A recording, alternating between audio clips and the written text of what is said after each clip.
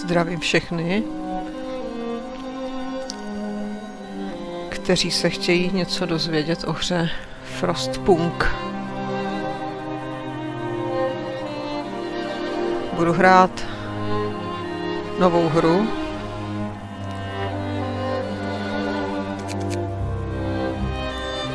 Můžu si ji přizpůsobit.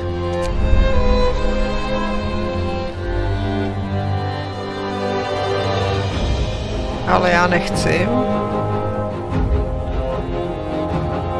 Nechám tohle nastavení.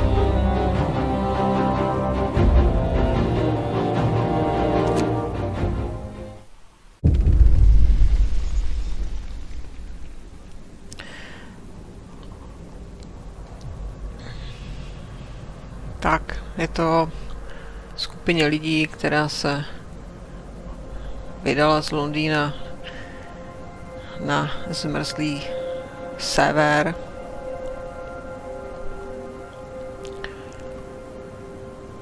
A jsou tam samé bouřky a prostě mráz. Skupina dostane jeden parní generátor, který vyrábí teplo. Cílem je udržet tu kolonii při životě a spokojenou. Přežít tu zimu. Je to o zimě, přežít zimu.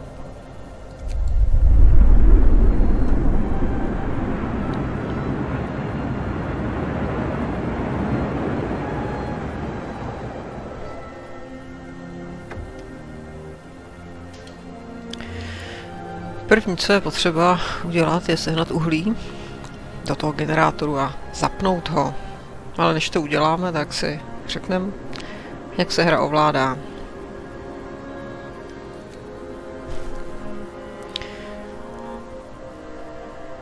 Důležitý je pochopit, že cílem téhle hry není spěchat. Cílem téhle hry je vymyslet různé kroky tak, aby jste měli dostatek surovin, dostatek uhlí na to teplo, jídla na přežití, aby ty lidi mohli něco sníst. Abyste měli surovinu na stavbu důležitých věcí, z kterých zase stavíte další věci.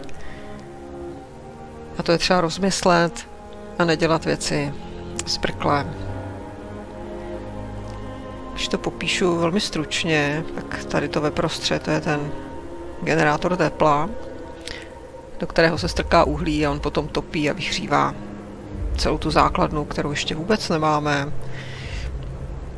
Na té základně v té kolonii je sklad, prostě warehouse, nebo tadyhle prostě sklad čehokoliv. A do něj automaticky ty lidičkové dávají suroviny, které vytěží, nebo tam už mají na začátku nějakou zásobu. To je to základní skladiště. Potom tady máte různé zdroje surovin, jako je třeba uhlí. Říká vám tady, kolik toho uhlí tam je a pomocí tady těch tlačítek si volíte, kolik lidí na tu práci tam pošlete. Ta hra to dělá automaticky, nemusíte klikat na lidičky, že mají někam jít, není to potřeba. A on sám, ten program posílá ty lidi sbírat uhlí a nosit do toho skladiště. Je jenom o tom, kolik lidí tu práci dělá, tolik těch surovin seženete, máte je potom k použití. Dál, co tady máme, je ocel. Funguje to úplně stejně. Je to o tom, že tady je nějaká hromada oceli, kterou musí se sbírat a odnosit. Neříkám, že to musí dělat, ale když to udělají, bude to dobré. A snad nejdůležitější surovinou na stavbu všeho možného je dřevo.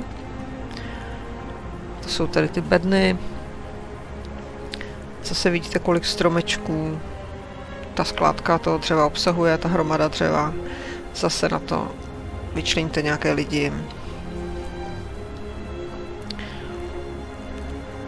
No a než to začnete klikat, tak si prohlídnete obrazovku a zjistíte, co na ní máte.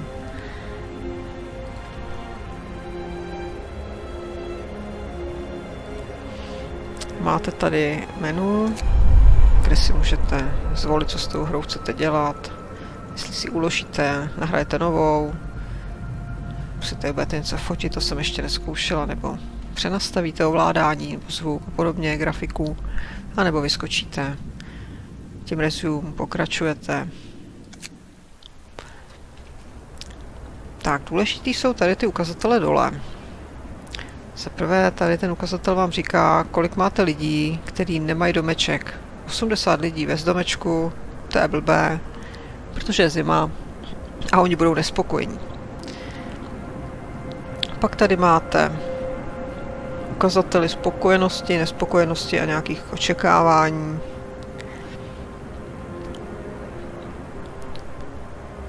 V průběhu té hry uvidíme, jak se tady ty ukazatele mění.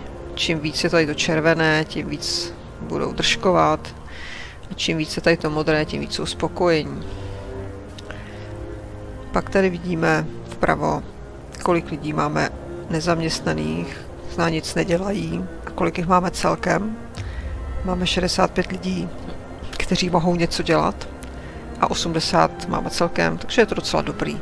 Samozřejmě je tady taky počet dětí nějaký, který časem můžeme zapřáhnout taky do práce, ale na začátku to nejde. Oni se tady budou tak potloukat a pobíhat.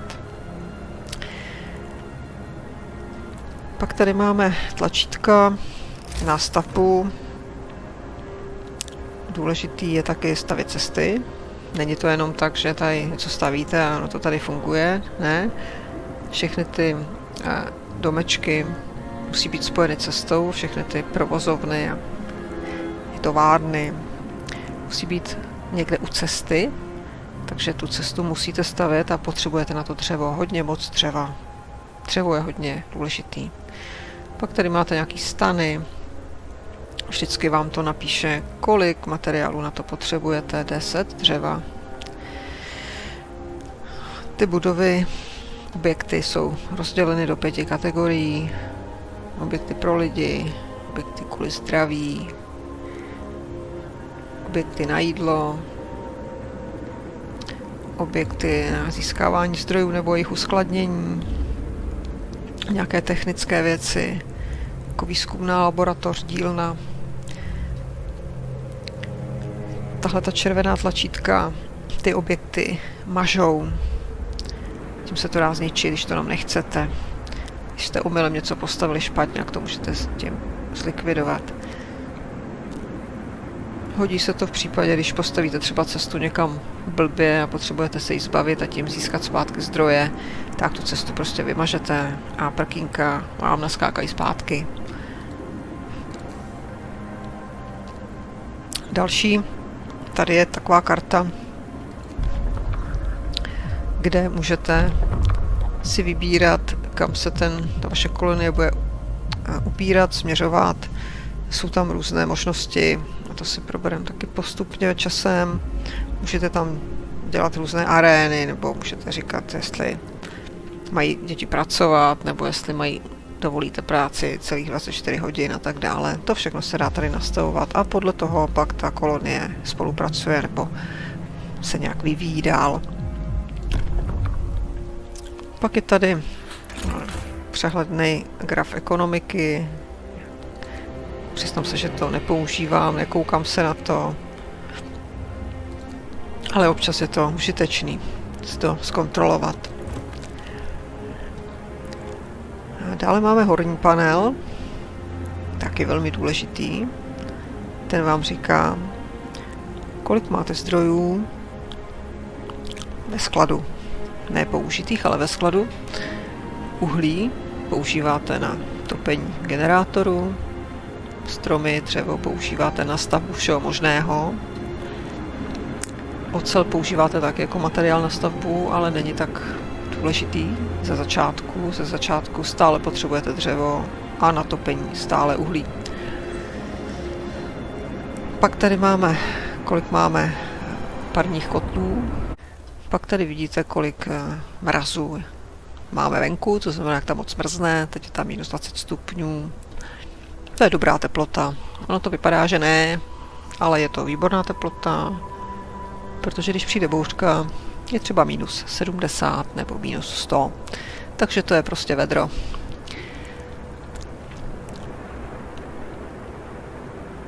Pak tady máte ukazatel potravin. Máte tady prostě nespracované potraviny, raw, prostě food. A pak tady máte jídla, které můžete vařit. Zase záleží na tom, co si v té nabídce pro tu komunitu tady vyberete, jestli chcete dělat nějaká jednoduchá jídla, která se ale nedají sníst a lidi budou nespokojení, anebo jim budete vařit dobrá jídla. To si musíte vy sami zvolit, co chcete, co preferujete. Pak tady máte možnosti hru zastavit. Je to důležité, nemá cenu nechat čas běžet, když nevíte proč. Prostě můžete si v klidu přemýšlet, co uděláte jako další krok. Takže není cílem to rychle všechno odehrát, ale odehrát to dobře. Důležitý je tenhle ten údaj. Čas, pracovní doba. Ty lidičkové mají pracovní dobu od 8 do 18 hodin a v jiné době nehdou ani prstem. Takže pokud chcete něco těžit, sbírat, nosit, tak je dobrý si to dobře načasovat a zbytečně nevytápět továrny v době, kdy lidičky pracují. Jediná výjimka jsou lovci, kteří chodí prostě lovit zvěřat a schánějí jídlo. Ti zase pracují jenom večer, že v noci někam jdou a ráno přinesou jídlo, ale trochu jim to trvá.